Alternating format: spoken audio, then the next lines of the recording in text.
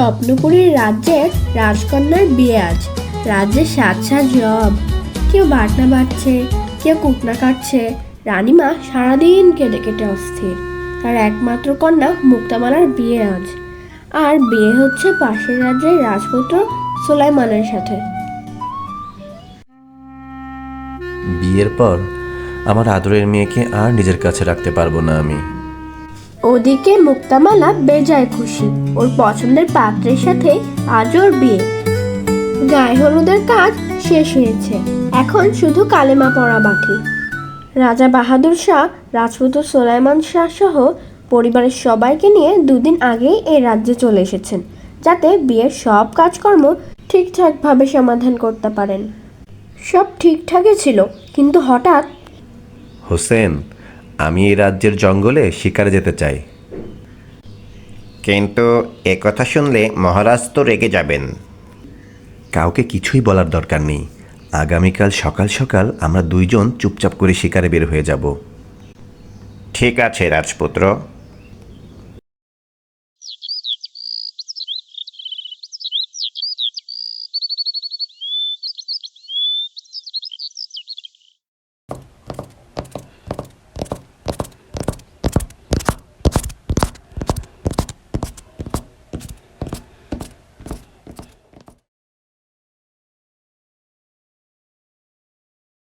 মহারাজ, সর্বনাশ হয়ে গেছে, রাজপুত্রকে কোথাও খুঁজে পাওয়া যাচ্ছে না। রাজপুত্র কোথায় গেল কাউকে কিছু না বলে? মুক্তামালার বাবার কাছে আমি কি জবাব দেব? তাড়াতাড়ি উজির পুত্রকে ডাকো।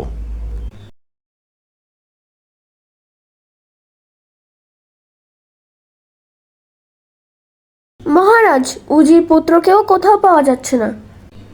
হাই কপাল, এখন কি হবে? উফ উফ। মুক্তামালার বাবার কাছে খবর নিমিষেই পৌঁছে গেল। তিনি লোক লস্কর পাঠালেন রাজ্যের আনাচে কানাচে রাজপুত্রকে খুঁজতে।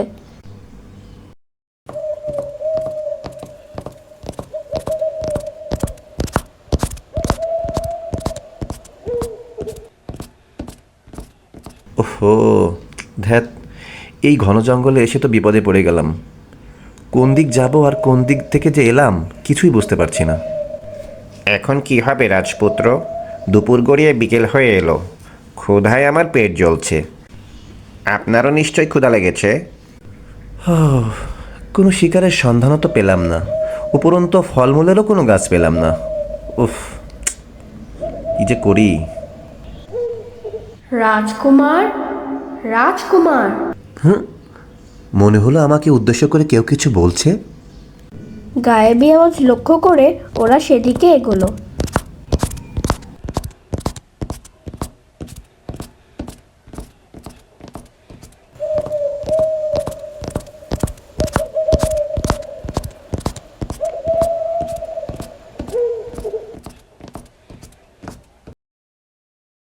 কে তুমি কন্যা? এমন গহীন বনে কি করছো?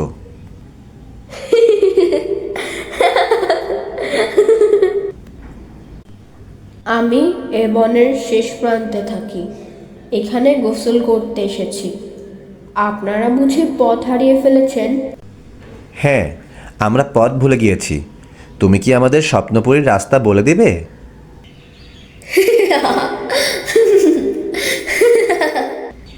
সে সময় হলে বলে দেব। এখন অতিথি হয়ে দুপুরের খাবার সারুন। ওই সামনেই আমার ঘর। কন্যাটির রূপের ছটায় রাজপুত্র ও উজির পুত্র মুগ্ধ হয়ে গেল।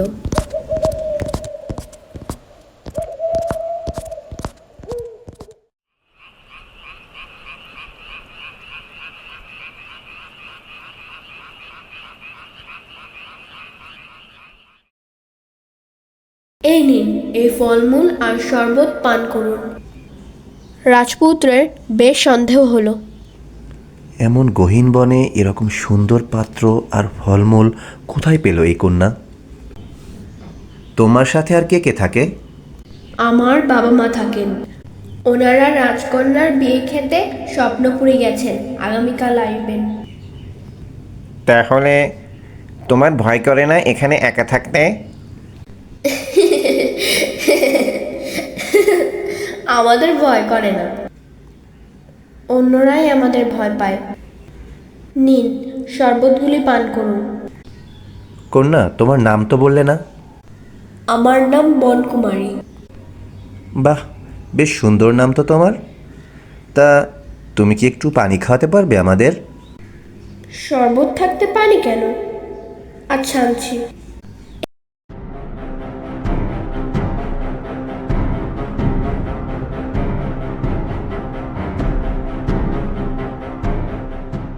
এই নাও, পানি খাও।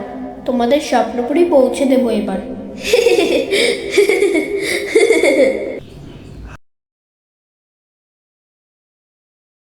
হায় হায়, কোথায় হারিয়ে গেল রাজপুত্র? কি হবে এখন আমাদের? আমার ভাগ্যে এমন কেন হলো?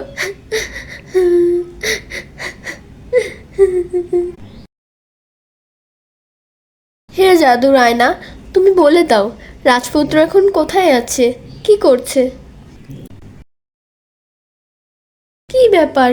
তোমার আজ কি হয়েছে? তুমি কিছুই দেখাতে পারছো না কেন? তবে কি আজ আমার বিয়ে হবে না?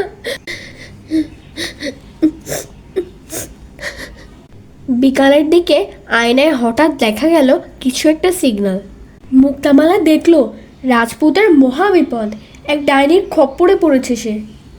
রাজা মশাইও দেখলেন জাদুর আয়নায়। সেনাপতি। জি মহারাজ। বনের শেষ প্রান্তে ডাইনির আস্তানা থেকে রাজপুত্র সোলাইমান আর মন্ত্রীপুত্র হাসানকে উদ্ধার করে নিয়ে এসো। জো হুকুম ঝাপানা।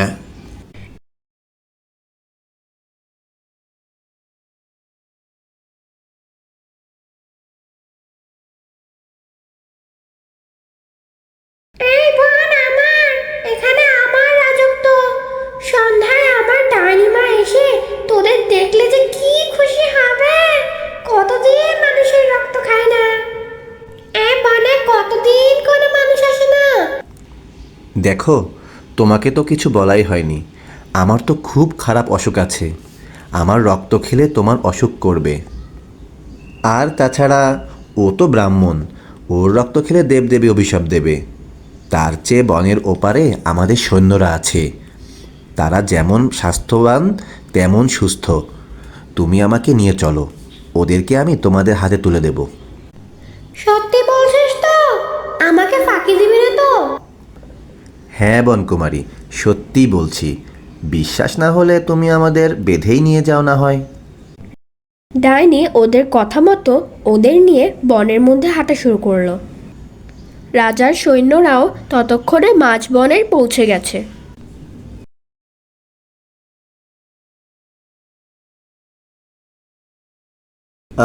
একটু দাঁড়াও, আমাদের বোধহয় ঘোড়ায় চড়ে যাওয়া উচিত, তাহলে দ্রুত পৌঁছাতে পারবো। তা না হলে সৈন্যরা আমাদের দেরি দেখে যদি চলে যায়। পালাবার মতলব করছিস না তো? না না, তোমার বিশ্বাস না হলে তুমি আমাদের ঘোড়াতে উঠো। আমরা তো পথ চিনি না।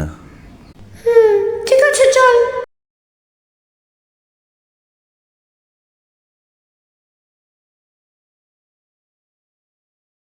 রাজপুত্র ও মন্ত্রীপুত্র ইশারা করলো ডাইনিকে না মারতে। ওরা অভিনয় শুরু করলো। ইনি তোমাদের কয়েকজনকে নিয়ে যাবেন, তোমরা বাধা দেবে না। সেনাপতি ততক্ষণে বুঝে ফেলল ডাইনির মতলব। তান্ত্রিককে আদেশ দিল ডাইনিকে আটকাতে। আমাকে ছেড়ে দে, আমার মা আসলে তোদেরকে খেয়ে ফেলবে। চলে যা এ রাজ্য থেকে। বহুদিন এ বনে তোরা অনেক কুকর্ম করেছিস। বনের সব পশু পাখিদের তোরা মেরে ফেলেছিস। কাঠুরিয়ারা ভয়ে এদিকে আসে না। এ বনকে তোরা নরক বানিয়ে ফেলেছিস।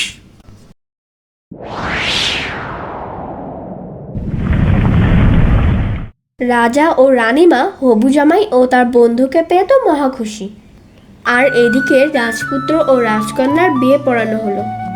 দু রাজ্যের দু রাজার বন্ধুত্ব আরো মজবুত হলো। গল্পটা ভালো লাগলে চ্যানেলটা সাবস্ক্রাইব করুন, বেশি বেশি কমেন্ট করুন।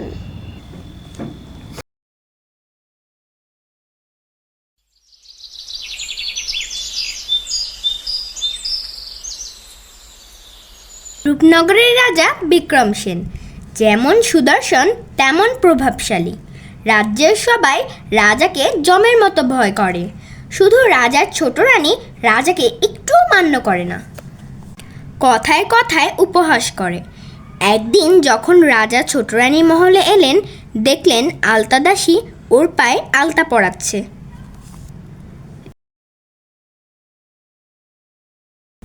মানে রাজামশাই আসছে। রানী সাহেবা, আমি তাহলে বিদায় নিই। আলতা দেওয়া শেষ করে তবেই যাবি, রাজা বসবেন ততক্ষণ।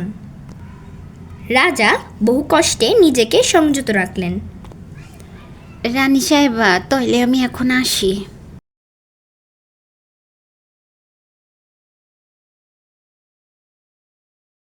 যখন তখন অন্দরমহলে খবর না দিয়ে আসা কি রাজার মানায়?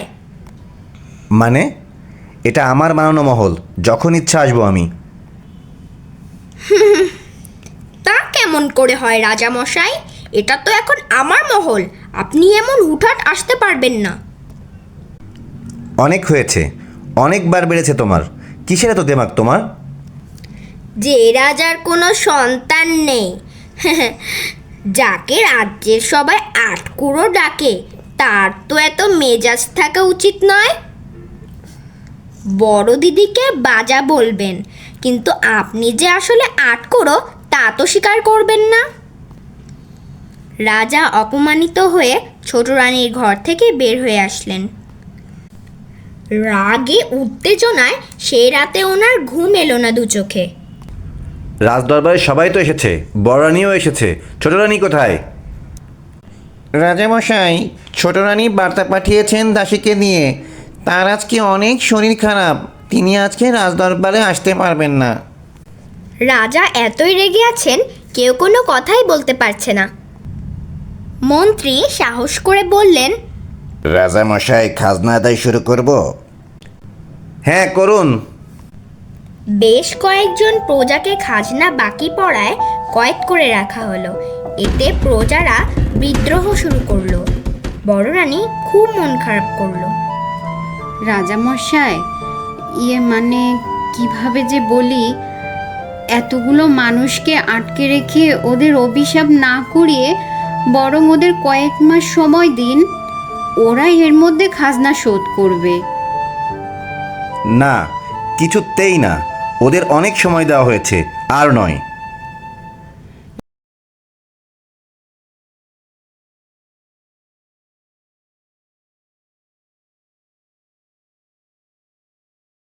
রাজামশাই, এই যে আমার সমস্ত গহনা, এতে এত হীরা মণি সোনা মুক্তার গহনা আছে, যা ওই প্রজাদের সব খাজনা শোধ হয়েও আরও উদ্ধৃত থাকবে।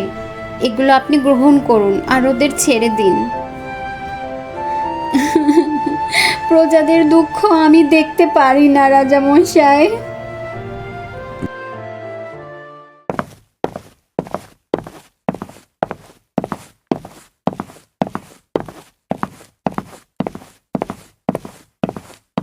রাজামশাই, আমাকে তলব করেছেন?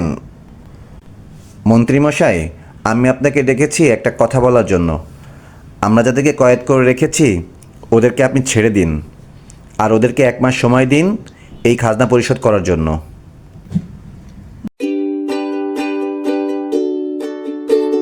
বড় রানী অর্থমন্ত্রীর সহায়তায় সকল খাজনা বাকি পড়া প্রজাদের বাড়ি বাড়ি গিয়ে সাহায্য করতে লাগলেন। আচ্ছা, দেখাচ্ছি মজা। ধন্য ধন্য বড় রানীমা, ধন্য। ধন্য। আপনি আমাদের রাজমাতা। প্রজাদের খুশি আমাদের খুশি। রাজামশাই গর্ব অনুভব করলেন এবং সন্তান না হওয়ার দুঃখ ভুলে সকলকে আপন করে নিলেন। আচ্ছা, এসব নাটক বন্ধ করুন। বড় রানী একটা ডাইনি, ওনাকে বিয়ে করেই রাজা আটকুড়ো হয়েছে, রাজ্যের উন্নতি বিনাশ হয়েছে। না না, এটা হতেই পারে না, এটা অসম্ভব। রানী এরকম হতেই পারে একদমই এটা না। সম্ভব না। না না, হতেই পারে না। এটা কখনোই না। হ্যাঁ, হতে পারে। তুমি যা বলছো তা মিথ্যা হলে তোমার গর্দান যাবে এই রাজসভাতেই।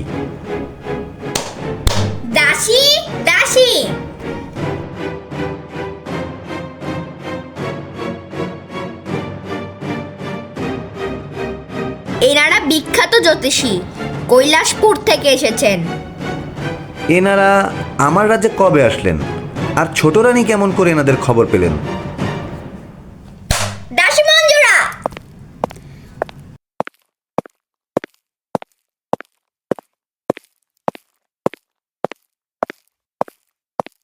রাজামশাই, আমি ওনাদের সেদিন নদীর ঘাটে বসে থাকতে দেখছি। তারপর রানীমাকে খবর দেই, ওনারা নাকি স্বপ্নে দেখছেন এই রাজ্যে ডাইনি আছে, এই রাজ্যের ক্ষতি করতে চায়। বড় রানী এতক্ষণ চুপচাপ ছিলেন, কিন্তু এত অপমান নিঃসহ্য না করতে পেরে বললেন, আমি তো জানি ছোট রানীই ডাইনি, তাই তো তার এত সাহস রাজসভায় বসে রাজার মুখের উপর কথা বলে। আর তাকে বিয়ে করার ঘটনাও তো সবার জানা। রাজামশাই সেবার শিকারে গেলেন, দুদিন উনি পাহাড়ের গুহায় বন্দি ছিলেন। তখন কে বা কারা ওনাকে অজ্ঞান অবস্থায় উদ্ধার করে আর ছোট রানীকে বিয়ে করতে বাধ্য করে। হ্যাঁ হ্যাঁ, ঠিকই তো আছে। হ্যাঁ, আমিও জানি, একদম ঠিক আছে। একদম সঠিক। রাজজ্যোতিষী কোথায়? রাজজ্যোতিষীকে এক্ষুনি ডাকো।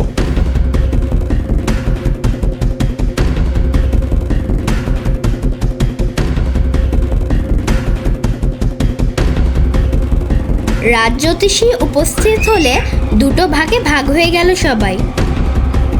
কিছু দুষ্ট লোক ছোট রানীর পক্ষ নিল, আর বেশিরভাগ সবাই বড় রানীর পক্ষে জয় হোক বড় রানীর জয় হোক স্লোগান দিতে লাগলো। বড় রানীর জয় হোক, বড় রানীর জয় হোক। জ্যোতিষীদের মধ্যে গণনা শুরু হলো। প্রায় 1 ঘন্টা গণনার পর রাজজ্যোতিষী একটি আয়নার মধ্যে ছোট রানীর আসল চেহারা দেখতে পেলেন। কুহু পাহাড়ের ডাইনি হলো এই ছোট রানী।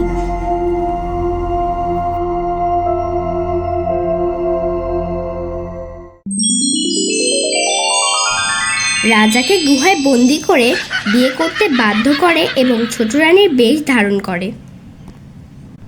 তারপর এই রাজ্যে প্রবেশ করে। আর এই 1 বছরে রাজ্যের 100 ঘোড়া ও 100 ভেড়াকে খেয়ে ফেলেছে এই ডাইনি রানী। আর এই জন্য প্রজারা আর্থিক কষ্টে ভুগছে। রানী এবং এদের সবাইকে বন্দি করো। কিভাবে এ রাজ্যে এলি তোরা? হুজুর, ছোট রানীর দেশের লোক আমরা। ওনার দাসী আমাদের সোনার মোহর দিয়ে ভাড়া করে এনেছে, আমাদের কোনো দোষ নেই। হুজুর, আমাদের দয়া করে মাফ করে দেন, আমরা কোনো অন্যায় করিনি হুজুর। মিথ্যা, সব মিথ্যা, সব বড় রানী ষড়যন্ত্র। রাজার নির্দেশে সাথে সাথে তাকে গর্দান দেওয়ার সিদ্ধান্ত হলো। রাজ জ্যোতিষীকে অনেক উপহার দেওয়া হলো, আর ভুয়া জ্যোতিষীদের বন্দি করা হলো। রাজা রানী প্রজাদের আপন করে নিজেদের সন্তানের মতো ভাবতে লাগলেন, আর সন্তান না হওয়ার কষ্ট ভুলে থাকলেন। রূপনগর সুখে শান্তিতে ভরে গেল। গল্পটি ভালো লাগলে আমার চ্যানেলটি সাবস্ক্রাইব করতে ভুলবে না।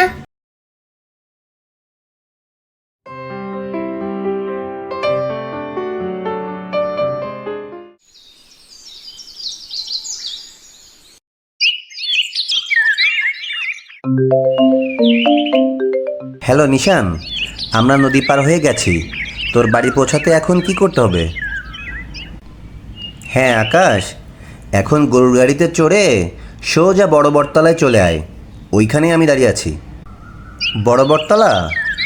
আচ্ছা ঠিক আছে, তুই ওইখানেই থাকিস, না হলে আমরা আবার ভুল করে ছোট বটতলায় চলে যেতে পারি।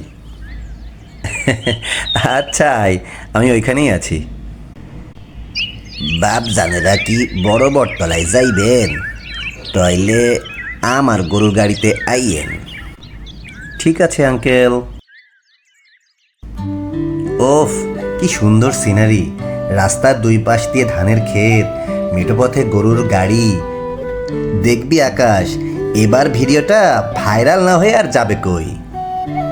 পুরোটা ভিডিও করছিস? ভালো করে ভিডিও করিস, একটুও যেন মিস না হয়। বাপ জানেরা কি নিশান জমাদ্দার গো বাড়িত যাইবেন? জি আঙ্কেল, আপনি কি ওকে চেনেন? চিনবো না কেন? হেরা এই গ্রামের মাতবর, সবাই শিক্ষিত লোক, বড় ভালো মানুষ হেরা। আপনারা কি হ্যাগো আত্মীয় লাগেন? না, আত্মীয় না। শহরে যখন নিশান পড়তে গিয়েছিল তখন আমরা হোস্টেলে একই রুমে থাকতাম। ও আমার খুব ভালো বন্ধু। ও আইসা আইসা, হের লাগা বন্ধুরে দেখতে চলে আইসেন। হ্যাঁ আঙ্কেল, ঠিক তেমনই। ওই যে নিশান, ওই তো।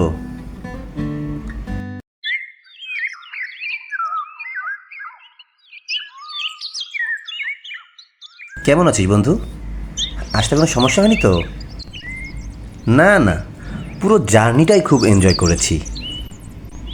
আচ্ছা ঠিক আছে, চল এবার।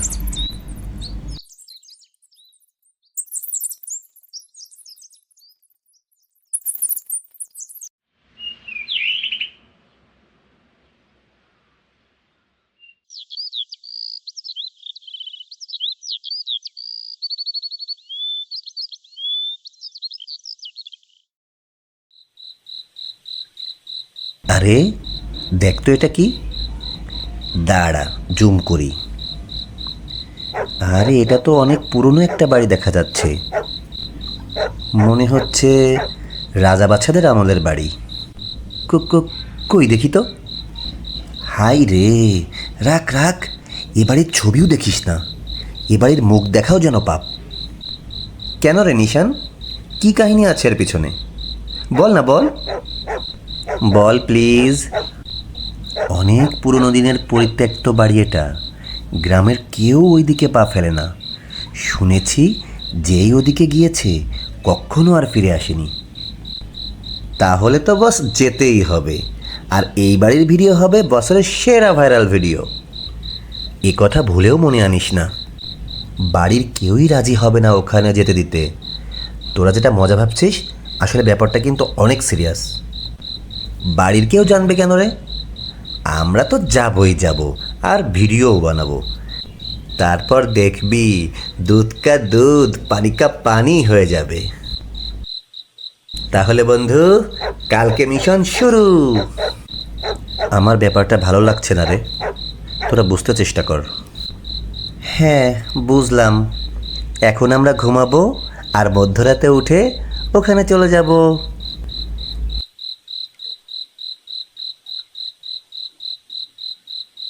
নিশান নিশান, ওঠ ওঠ, তাড়াতাড়ি চল।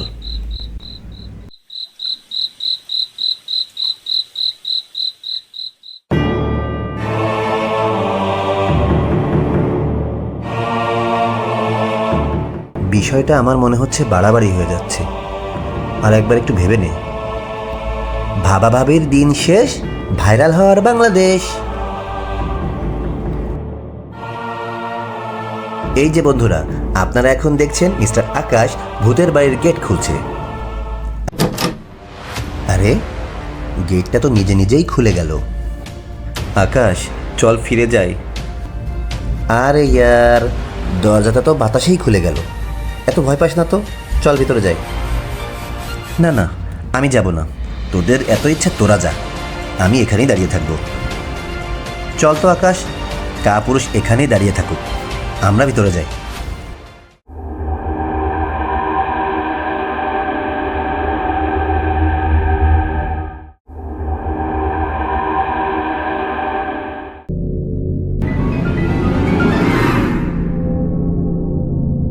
কে কে ওখানে? আমি বারবার বললাম এখানে আসিস না, তোরা আমার কথা শুনলিই না। এখন কি হবে? আমার কিন্তু অনেক ভয় করছে। তুই থামবি? আকাশ চল তো উপরে যাই, উপরে গিয়ে ভিডিও করব। হ্যাঁ চল যাই।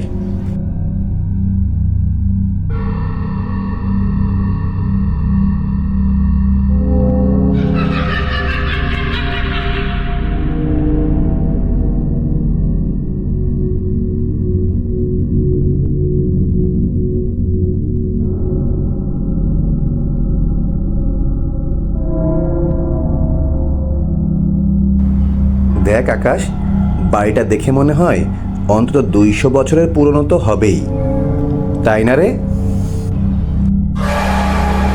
আকাশ, আকাশ, আকাশ কোথায় গেল? আর নিশানি বা কোথায়?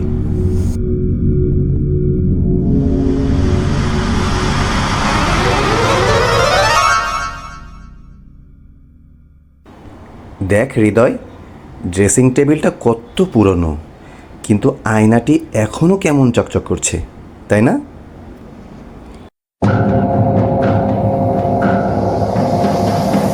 হৃদয়, হৃদয়, নিশান, কোথায় গেলি তোরা?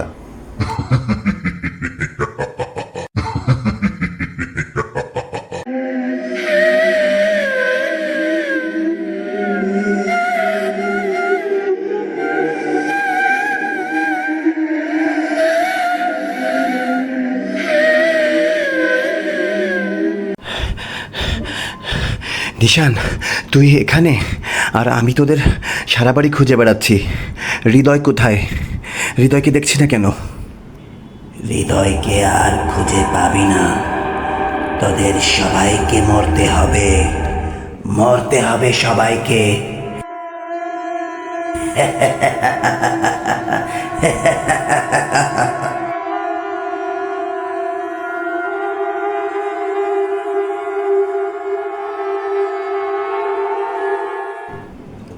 এই আকাশ, দাঁড়া, আমাকে নিয়ে যা। তুই ঠিক আছিস তো? তোর কোনো সমস্যা হয়নি তো? আমি ঠিক আছি, কিন্তু এই বাড়িতে আর এক মুহূর্ত থাকা ঠিক হবে না। চল তাড়াতাড়ি। হ্যাঁ হ্যাঁ, চল।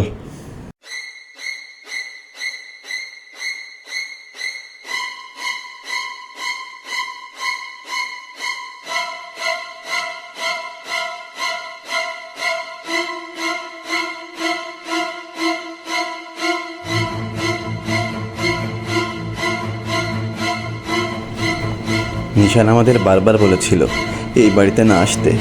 ওর কথা শুনলে আমরা হয়তো ওকে হারাতাম না। হ্যাঁ, ঠিকই বলেছিস। চল আমরা বাড়ি ফিরে যাই।